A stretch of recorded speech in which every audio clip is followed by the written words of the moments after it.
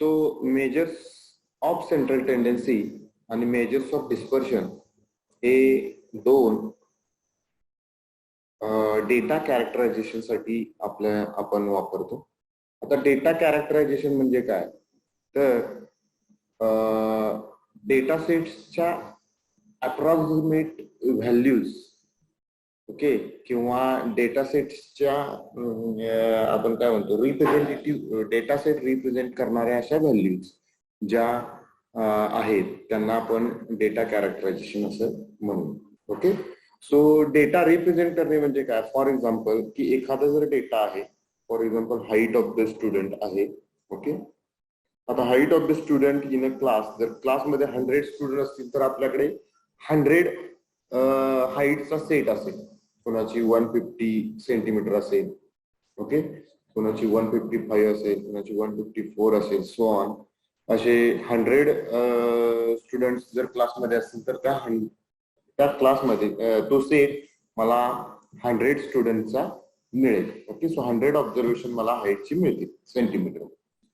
मग एवढी सगळी ऑब्झर्वेशन्स लक्षात ठेवणं हे माझ्यासाठी खूप डिफिकल्ट आहे. ओके, सो यावर उपाय म्हणून काय की याचं एक कॅरेक्टरायझेशन, याची एक रिप्रेझेंटेटिव्ह व्हॅल्यू मी काय करू शकतो, लक्षात ठेवू शकतो. म्हणजे फॉर एक्झाम्पल काय की याची सरासरी हाईट किती आहे, ती याचा मीन किती आहे हे मी लक्षात ठेवू शकतो. तो जो मीन असेल किंवा ती जी सरासरी व्हॅल्यू असेल, ओके, किंवा ती जी सेंट्रल व्हॅल्यू असेल, त्या सेंट्रल व्हॅल्यूला सेंट्रल टेंडन्सी म्हणायचं. Okay, which represents the central part of the data. Okay, so hence आता अशा किती प्रकारचे टाईप आहेत की ते सेंट्रल व्हॅल्यूज आपण मेजर करू शकतो. तर ते म्हणजे मॅथमॅटिकल ऍव्हरेजेस, पोझिशनल ऍव्हरेजेस आणि मॅथमॅटिकल ऍव्हरेजेस आणि पोझिशनल ऍव्हरेजेस असे दोन प्रकारचे टाईप. आता मॅथमॅटिकल ऍव्हरेजेस मध्ये परत 4 प्रकारचे मीन येतात. अरिथमेटिक मीन, वेटेड मीन, जॉमेट्रिक मीन, हार्मोनिक मीन. आणि पोझिशनल ऍव्हरेज मध्ये मीडियन, क्वार्टाईल, डेसाईल आणि पर्सेंटाईल असे 4 प्रकारचे येतात. ओके, सॉरी, पर्सेंटाईल प्लस मोड आणि graphical method of for locating partition value. Okay, so या प्रकारचे आपल्याला काय मिळणार आहे, म्हणजे total 10 measures of central tendency आपल्याला स्टडी करायचे आहे. त्यापैकी स्टार्ट आपण याच्यापासून करूया की the main objective of the measures of central tendency काय आहे. Objective of the central tendency to condense the data in single value. म्हणजेच काय, एक रिप्रेझेंटेटिव्ह व्हॅल्यू आपल्याला फाइंड आउट करायची आहे की तो डेटाविषयी फुल इन्फॉर्मेशन आपल्याला किंवा पार्शियल इन्फॉर्मेशन देईल.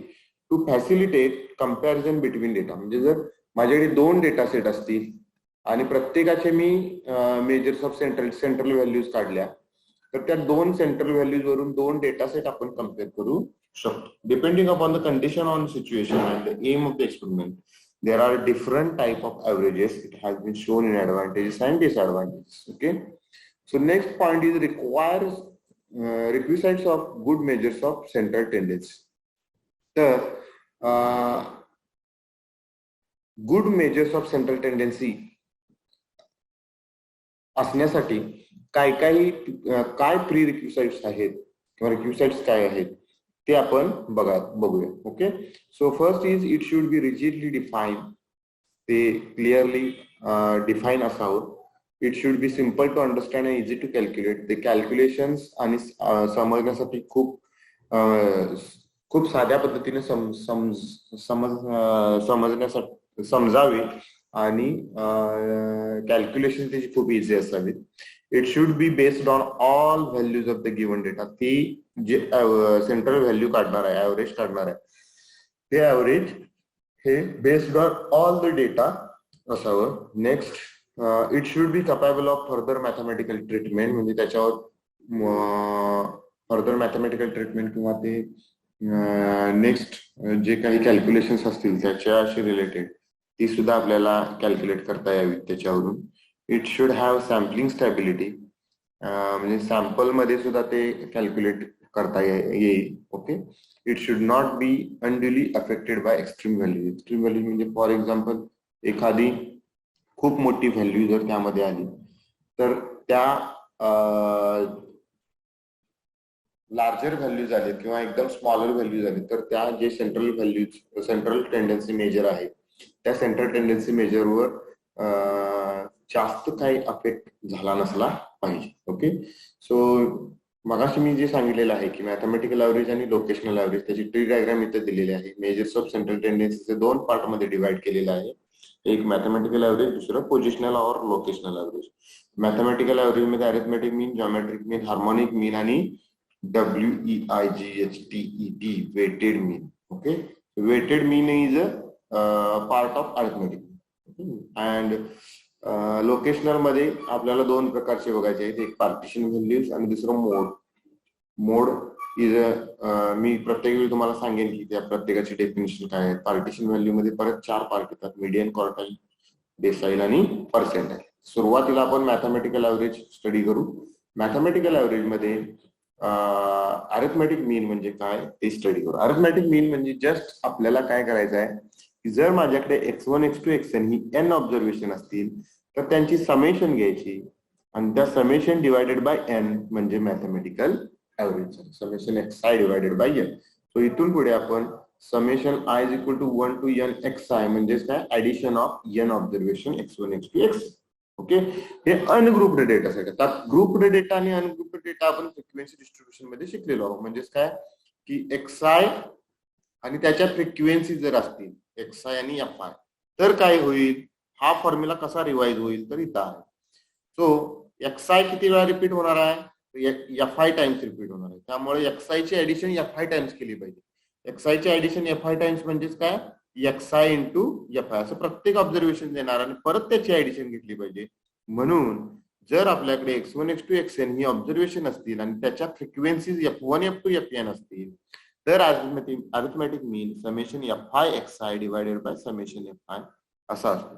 समेशन fi म्हणजेच नंबर ऑफ टाइम्स, fi म्हणजेच number of times xi is repeated आणि समेशन fi म्हणजे ऑल दी ऑब्झर्वेशन्स रिपीट किती वेळा रिपीट झालेले आहेत ती म्हणजेच समेशन fi असणार. म्हणून त्याला कॅपिटल N ने डिनोट केले.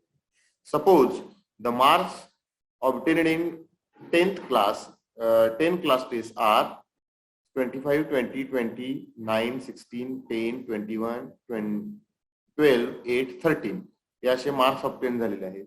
याचा मीन जर काढायचं झालं तर या सर्वांची बेरीज करायची, डिवायडेड बाय 10 केला की मला 154 divided by 10 is equal to 15.4 observation मिळेल. ओके, नेक्स्ट एक्झाम्पल आहे फ्रिक्वेन्सी डिस्ट्रीब्युशन फॉर फ्रिक्वेन्सी किंवा ग्रुप डिस्ट्रीब्युशन मध्ये. So to find the mean of the following data, xi इथे दिलेले आहेत 9 10 11 12 13 14 15 16 पर्यंत. त्याच्या फ्रिक्वेन्सी दिले. 9 किती वेळा रिपीट झालाय, 2 वेळा रिपीट झालाय. 10 किती वेळा रिपीट झालाय, 5 वेळा. 11 किती वेळा रिपीट झालाय, 12 वेळा. 12 किती वेळा रिपीट झालाय, 17 वेळा. असं 16 किती वेळा रिपीट झालेला, 1 वेळा रिपीट. आता आपल्याला काय करायचं, या दोन्हींचा प्रोडक्ट घ्यायचा. 9 दुनी 18, 10 5 50, 11 गुणिले 12 म्हणजे किती येते 110 आणि 12 110 आणि 12 122 ना, 122. 17 गुणिले 12 किती होते बघा, 170 अधिक 34 170 म्हणजे 204. ओके, सो 13 गुणिले 14 किती होणार आहे, 13 गुणिले 14 140 अधिक 42 म्हणजे 182. 14 गुणिले 6 84. 15 गुणिले 3 15 45. त्यानंतर हे 16. त्या सगळ्यांची ऍडिशन केली की तुम्हाला किती मिळेल, 731.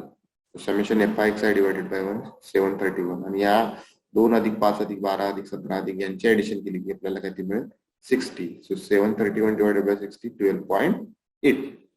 दिस इज द एक्झाम्पल. हे थर्ड एक्झाम्पल. तुम्ही आता क्लास इंटरवल्स जर असतील तर काय केलं पाहिजे. क्लास इंटरवल जर असतील तर याच्या मिड व्हॅल्यूज काढायच्या. मिड व्हॅल्यूज किती असणार, 30 ते 40 ची मिड व्हॅल्यू 35 म्हणजे 40 अधिक 30 भागिले 2 किती होणार, 40 अधिक 30 भागिले 2 म्हणजे 35. ही किती होणार 45. ही किती होणार 55. मिड व्हॅल्यू काढायच्या. मिड व्हॅल्यूज म्हणजे xi कन्सिडर करायचं, xi इंटू fi काढायचं. X I into F I calculate केल्यानंतर इथे क्लास मार्क काढले, मिड व्हॅल्यू काढल्या, एफ आय काढला, X I into F I काढला, डिवायडेड बाय 100 केला या फ्रिक्वेन्सी डिस्ट्रीब्युशन ची टोटल, आपल्याला काय मिळेल, mean of the grouped frequency class intervals continuous frequency distribution. Okay, this is the case. आता find the value of the mean of the following data set is 4. आता जर following data set चा mean जर 4 असेल तर ह्या फ्रिक्वेन्सीच्या values किती असतील ते कॅल्क्युलेट करायचं आहे आपल्याला. एक्स दिलेला आहे, फ्रिक्वेन्सी दिला, आपल्याला फॉर्म्युला काय, summation F I X I divided by summation F I is equal to summation F I X I किती होणार बघा, हे ए मायनस 1. ओके, हे 3 टाइम्स ए प्लस 1, हे किती होणार 5 टाइम्स ए प्लस 1, हे किती होणार 7 टाइम्स ए मायनस 5. या सगळ्यांचे ऍडिशन केल्यानंतर मला किती मिळणार 23 ए मायनस 28 असं मिळेल. आणि हे फ्रिक्वेन्सीज ज्या आहेत या फ्रिक्वेन्सीजचे ऍडिशन केल्यानंतर मला किती मिळणार 5 A minus 4. This is equal to 4. हे इक्वेशन सॉल्व्ह करायचं आहे आपल्याला. So 23 A minus 28 is equal to 4 times 5 A minus 4. हे ज्यावेळी मी सॉल्व्ह करेन, so 23 A minus 28 is equal to 20 A minus 16 असं होईल. So 23 A minus 20 A that is equal to 28 minus 16. So हे किती होईल 23 minus 23 A is equal to 12 होईल. 3 ए इज इक्वल टू 12 म्हणजे ए इज इक्वल टू किती 4. This is the case. Simple calculation मध्ये आपण हे सर्व करू शकतो. ओके, सो हे this is whole about arithmetic mean. So arithmetic mean ची एक्झाम्पल्स बरीच इथे दिलेली आहेत. ओके, सो ती तुम्ही स्टडी करा आणि सिंपल लँग्वेज मध्ये जर काय क्युरी असेल तर तुम्ही डायरेक्टली विचारू शकता. ओके, सो याचे मेरिट्स काय आहेत, it is rigidly defined, it is clear to understand, easy to calculate, it is based on all the values of the given data, it is capable of further mathematical treatment, it is not too much affected by sampling fluctuation. Not too much affected म्हणजेच काय, affected आहे, त्यामुळे तो हा merit मध्ये पण येईल आणि डिमेरिट मध्ये पण. So it cannot be calculated if the any observation is missing. एखादा ऑब्झर्वेशन जर मिसिंग असेल तर तो कॅनॉट कॅल्क्युलेट करता येणार नाही. It cannot be calculated for the data with open end classes. तर डेटा ओपन एंड क्लासेस असेल तर त्याची मिड व्हॅल्यू फाइंड आउट करता येणार नाही. मिड व्हॅल्यू फाइंड आउट करता येणार नाही याचाच अर्थ काय की त्याचे एक्स आय फाइंड आउट करता येणार. It affected by extreme values. आता इथे काय सांगितलंय, नॉट टू मच अफेक्टेड पण स्लाइटली अफेक्टेड आहे. Okay, it cannot be located graphically या लोकेट करता येत नाहीये. It may be number which not present in the data. आणि हा जो व्हॅल्यू असेल ही व्हॅल्यू डेटामध्ये प्रेझेंट असेलच असं काही नाही. Okay, it can be calculated for the data representative qualitative characteristic. Qualitative characteristics साठी सुद्धा मीन आपल्याला फाइंड आउट करता येईल. Okay, then mean is used to describe the middle of the set of the data that does not have an outlier. Okay, so next is weighted mean. weighted mean म्हणजेच काय, आपल्याला x F I च्या ठिकाणी W I फक्त ज्याचे weight आहे ते weight ठेवायचे. एफ आय च्या ठिकाणी काय ठेवायचं आहे, डब्ल्यू आय ठेवायचं आहे अरिथमेटिक मीन मध्ये. बाकी सगळं सेम कॅल्क्युलेशन एफ आय च्या ठिकाणी डब्ल्यू आय ठेवून बाकी सगळे सेम कॅल्क्युलेशन करायचे. तर काय झालं weighted mean. Next is geometric mean. Geometric mean, आता अरिथमेटिक मीन म्हणजे काय, मध्ये काय केलं, summation X I divided by N म्हणजे ऍडिशन केली. आता जॉमेट्रिक मीन मध्ये काय करायचं आहे, प्रोडक्ट घ्यायचं आहे आणि त्याचं यंत रूट घ्यायचं. प्रोडक्ट घ्यायचं आहे आणि त्याचं काय करायचं, यंत रूट घ्यायचं. म्हणजेच काय, geometric mean is equal to anti log of summation log X I divided by N. म्हणजेच anti log of arithmetic mean of log of X. Arithmetic mean of log of X. मग आता तो जर grouped frequency distribution असेल x1 x2 xn आणि f1 f2 fn ह्या frequency जर असतील तर ते काय होईल, प्रोडक्ट घ्यायचं आहे आता. Okay, so F I X I होणार नाही तिथे. काय होणार आहे आता, प्रोडक्ट म्हणजेच काय, x1 raise to f1 x1 raise to f1 okay x2 raise to f2 म्हणजे x1 चा प्रोडक्ट घ्यायचा आहे किती वेळा, x1 चा प्रोडक्ट किती वेळा घ्यायचा आहे, f1 वेळा. म्हणजेच काय, x1 into x1 into x1 म्हणजेच काय, x1 रेस टू f1. तसाच x2 चा प्रोडक्ट किती वेळा घ्यायचा, f2 वेळा. So x2 raise to f2 so on up to xn raise to fn. आणि त्याचं nth रूट, n म्हणजेच काय, कॅपिटल N म्हणजे समेशन fi. एवढं मात्र समेशन fi हे फिक्स असणार, capital N equal to summation f.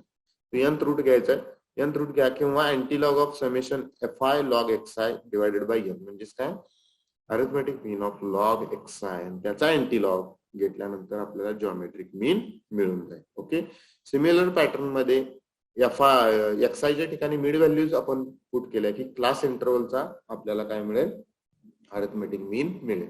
तर त्याच्याशी रिलेटेड एक्झाम्पल जे आहे ते एक्झाम्पल बघूया आपण. So find the geometric mean of 4, 6, 8, 12, 16. आता या जॉमेट्रिक मीन याचा फाइंड आउट करायचा आहे, तर याचा प्रोडक्ट घ्यायचा. रेस टू किती होणार, 1, 2, 3, 4, 5 व्हॅल्यू आहे, रेस टू 1/5. तर याचं आन्सर 8.10 असं येईल. So next example, discrete frequency distribution म्हणजे xi आणि fi दिलेले आहेत. तर xi आणि fi जर दिलेले असतील तर x व्हॅल्यूज, f व्हॅल्यूज, त्यानंतर अँटीलॉग द्वारे जर आपण फाइंड आउट करायचं असेल तर log x घेतला आपण. Okay, so log x into, इथं आता काय करायचं लागणार आहे, fi into log xi, fi into log xi म्हणजे याचा आणि याचा प्रोडक्ट, याचा आणि याचा प्रोडक्ट, याचा आणि याचा, याचा आणि याचा प्रोडक्ट इथं लिहिला आणि त्याची समेशन घेतली डिवायडेड बाय n म्हणजेच काय, त्या फ्रिक्वेन्सीची टोटल केली की आपल्याला काय मिळेल. सो इथे लिहिलेलं आहे समेशन fi xi म्हणजे log of summation fi xi किती आलेला आहे, हा 101.23 आलेला आहे. आणि n म्हणजेच किती आलेला आहे बघा, n म्हणजेच 50 आलेला आहे. तो यात 101.23 डिवायडेड बाय 50 केला आणि त्याचा अँटीलॉग घेतला की मला काय मिळेल, 105.89 हा जॉमेट्रिक मीन माझा मिळेल. ओके, सो याचे मेरिट्स काय आहेत पुन्हा परत बघा. It is well defined, it is based on all the given data, capable of further mathematical treatment, it not much affected by sampling fluctuation. But when one single xi is equal to 0, then the geometric mean is 0. This is the demerit of the geometric mean. It is not easy to understand and not easy to calculate again, and cannot be calculated if the observation are missing, cannot be calculated data with open-end classes. Extreme values are much affected कारण तो direct product होणार आहे extreme values चा, and it cannot be located graphically. Okay, it may be number which not present in the data. It cannot be calculated for the data representative qualitative characteristics. Okay, so these are the merits and demerits of geometric distribution. Now harmonic distribution म्हणजे काय ते बघायचं. आता harmonic distribution म्हणजे काय, तर arithmetic मीन मध्ये काय केलं आपण, समेशन ऑफ xi वापरलं. जॉमेट्रिक मीन मध्ये काय केलं आपण, प्रोडक्ट ऑफ xi वापरलं. i is equal to 1 to n, बरोबर, रेस टू 1/n हा डिवायडेड बाय n. आता इथं काय करायचं आहे, रेसिप्रोकल घ्यायचा आहे. ऑब्झर्वेशनचा रेसिप्रोकल घेऊन रेसिप्रोकल ऑफ अरिथमेटिक मीन करायचं. रेसिप्रोकल ऑफ अरिथमेटिक मीन म्हणजे n वरती समेशन 1/xi खाली घ्यायचं. Okay, so the harmonic mean is a reciprocal of observations, reciprocal of arithmetic mean of reciprocal of observations. Okay, so this is the harmonic mean. Harmonic mean मध्ये पुन्हा परत आपल्याला जर x1 x2 xn आणि f1 f2 fn जर ह्या values जर असतील, ओके, तर x1 x2 xn ह्या ऑब्झर्व्ड व्हॅल्यू आहेत, f1 f2 fn ह्या काय आहेत, आपल्या फ्रिक्वेन्सीज आहेत. सो फ्रिक्वेन्सीज म्हणजेच काय की number of times xi is repeated fi times. Okay, so xi किती वेळा रिपीट झालेले आहेत, fi टाइम्स. सो त्याचं जे हार्मोनिक मीनचा काढण्याचा फॉर्म्युला आहे तो n divided by summation fi divided by xi. n म्हणजे तुमचा समेशन fi हा सगळीकडे कॉमन असेल. Okay, this is the case of harmonic mean. पुन्हा परत जर क्लास इंटरव्हल असतील तर xi च्या ठिकाणी त्याची क्लास मार्क किंवा मिड व्हॅल्यूज आपण पुट करायचे आहेत आणि आहे तसं आपण त्याचा हार्मोनिक मीन कॅल्क्युलेट करायचं. जर माझ्याकडे हे ऑब्झर्वेशन असतील, n इज इक्वल टू 5 असेल, okay, then harmonic mean is equal to n divided by summation xi. या प्रत्येकाचं 1/10 प्लस 1/15 काढा, प्लस 1/18 प्लस 1/8 प्लस 1/20. ही जी व्हॅल्यू येईल ही व्हॅल्यू इथं डिनॉमिनेटरला घ्या आणि न्यूमरेटरला 5 घ्या, यांचा रेशो जो आहे तो इथं देण्यात येईल. सो असंच सेम ग्रुप फ्रिक्वेन्सी डिस्ट्रीब्युशन आणि क्लास इंटरवल मध्ये क्लास मार्क काढून म्हणजे याचाच XI घ्यायचे मिड व्हॅल्यूज म्हणजे. सो आपल्याला जॉमेट्रिक हार्मोनिक मीन फाइंड आउट करता येईल. Okay, so merits of the harmonic mean is again rigidly defined. It is easy to understand, simple to calculate. It is based on all the observation of the given data. It is capable of further mathematical treatment. It is not much affected by sampling. But in case of geometric distribution, if single observation is 0, then geometric mean is 0. If the single observation 0 in harmonic mean, then your harmonic mean is infinity. Okay, so again, it is not easy to understand and simple to calculate as compared to AM. Okay, it cannot be calculated if any observation are missing. It cannot be calculated if the data is open end classes. हे सगळं same आहे तसं आहे. It is not it is affected by extreme end observation. It cannot be located graphically. It may be number which not be present in the data. It cannot be calculated for the data representing qualitative characteristics. आता आपल्याला एक relation study करायचं की AM is greater than GM is greater than HM. If A and B are the two positive numbers, जर A आणि B हे दोन positive number असतील तेव्हाच हे रिलेशन होल्ड होईल. ओके, तर therefore AM is equal to A plus B divided by 2. GM is equal to square root of AB. कारण दोनच ऑब्झर्वेशन आहेत. आणि HM is equal to 2 divided by 1 upon A plus 1 upon B म्हणजे 2AB divided by A plus B. Now AM minus GM. AM minus GM काय येतोय बघा, A plus B divided by 2 minus square root of AB. तो याच्यातून 1/2 बाहेर काढल्यानंतर A plus B minus 2AB. A plus B minus 2 square root of AB घेतलाय म्हणजेच काय, square root of A square plus square root of B square minus 2 times square root of A square root of B. असं जर असेल तर हे कशाचं expansion आहे, square root of A minus square root of B bracket स्क्वेअरचं expansion आहे. हा 2 इकडे गेल्यानंतर 0 होऊन जाईल. So this AM minus GM is greater than 0 for 2 positive observation. AM minus GM is greater than 0. That implies AM is greater than equal to GM. This is the first case. आता आपल्याला GM is greater than HM prove केला की झालं, AM is greater than GM is greater than HM. Okay, so GM minus HM is equal to square root of 2AB, square root of AB minus square root of 2AB divided by A plus B. Square root of AB divided by A plus B common बाहेर घेतल्यानंतर A plus B minus 2 times square root of AB हे पुन्हा परत राहील. This is bracket square greater than 0.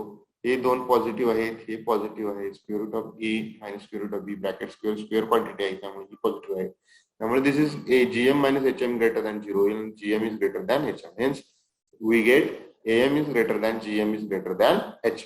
आणि पुन्हा परत if A and B are two positive numbers, then GM is equal to square root of AM divided by H. हे तुम्हाला homework साठी असेल, तर हे याचं होमवर्क तुम्ही करून मला पाठवायचं. म्हणजे AM ची व्हॅल्यू वरती दिलेली आहे, HM ची व्हॅल्यू वरती दिलेली आहे, ती व्हॅल्यू इथं पुट करा, त्याचं स्क्वेअर रूट घ्या, आलेली व्हॅल्यू ही इक्वल टू GM असेल. ओके, सो इथं तुमचं मॅथमॅटिकल ऍव्हरेजेस आहेत. हे मॅथमॅटिकल ऍव्हरेजेस आपण स्टॉप करूया. Okay, lecture.